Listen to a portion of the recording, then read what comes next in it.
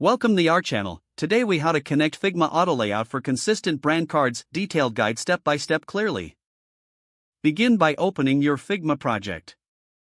Select the frame or component where you want to create a rectangle shape to serve as the background for your card. Set the appropriate width and height for your card design. Choose a fill color that aligns with your brand's color palette. Add a border radius to the rectangle for rounded corners if desired. Now, create a text layer for the brand name. Position the text inside the rectangle. Adjust the font size, type, and color to match your brand guidelines. Next, create another text layer for the tagline or additional information. Place this text beneath the brand name. Ensure the spacing between the two text layers is visually appealing. Select both text layers and the rectangle background. Right-click and choose Create Component to turn this into a reusable element.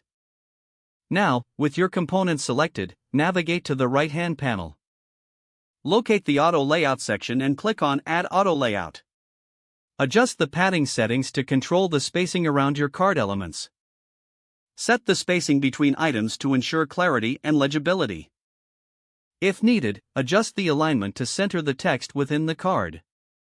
You can now duplicate this component to create multiple brand cards.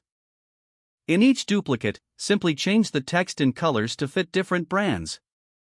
To maintain consistent styling, ensure that all components use the same auto layout settings. Review your layout to confirm that everything appears balanced and cohesive. Make any necessary adjustments to the size or spacing to perfect the design.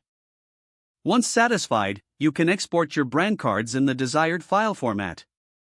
Now your brand cards are ready to be used across various platforms.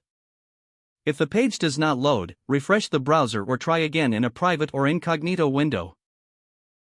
Make sure you are using the correct email address, then retype it carefully to avoid small typos. Don't forget to like this video and subscribe to our channel for more step-by-step tech guides.